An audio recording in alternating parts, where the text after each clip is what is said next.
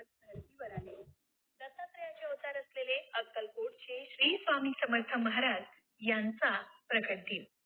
श्री स्वामी समर्थ हे श्री दत्त महाराजांचा पूर्ण ब्रह्मस्वरूप तिसरा अवतार आहे असं मानलं जातं. भक्तांनी त्यांना ज्या दृष्टीनं पाहिलं त्या स्वरूपात त्यांनी दर्शन दिले. कोणाला श्री विठू माऊलीच्या रूपात त्यांनी दर्शन घडवले, तर कोणाला श्री भगवान विष्णूच्या स्वरूपात, तर कोणाला भगवती देवीच्या रूपात.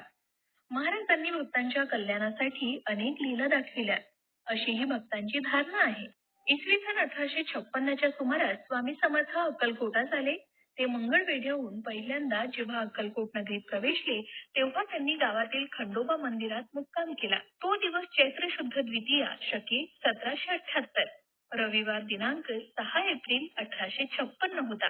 इसवी सन 1459च्या सुमारास माघ वद्य 1 शके 1380 यावेळी श्री नृसिंह सरस्वती स्वामी महाराज यांनी गाणगापुरात निर्गुण पादुका स्थापन केल्या आणि त्यानंतर शैली यात्रेचे निमित्त साधून ते कर्दळी वनात अदृश्य झाले. या कर्दळी वनात सुमारे 300 वर्ष महाराजांनी कठोर तपश्चर्या केली. या काळात मुंग्यांनी त्यांच्यावर वारुळ निर्माण केलं.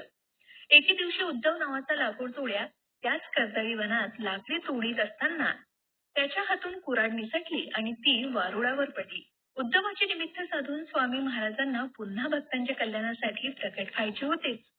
कुऱ्हाड वारुळावर पडताच त्यातून रक्ताची धार उडाली आणि क्षणातच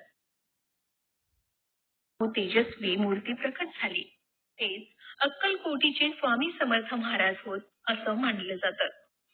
आपल्या हातून ह्या महापुरुषाला जखम झाली या विचाराने उद्धवाला दुःख झालं आणि भय वाटू लागलं. पण भक्तांसाठी माताच असलेल्या महाराजांनी उद्धवाला अभय आणि आशीर्वाद देऊन गंगा तीरी प्रयाण केलं. गंगा तीरावर भ्रमण करता करता ते कलकत्त्यास गेले आणि तेथे त्यांनी महाकाली मातेचं दर्शन घेतलं. नंतर काशी प्रयाग असं भ्रमण करीत ते उत्तरेकडून दक्षिणेस आले. स्वामींच्या प्रकट दिनाविषयी सांगायचं झालं तर त्याची हकीकत अशी सांगितली जाते की स्वामी समर्थ महाराज कधी आले, कुठून आले, ते कोण होते याबद्दल कोणालाच काही माहिती नाही. पण स्वामी सुत नावाचे त्यांचे एक अतिशय महान भक्त होऊन गेले.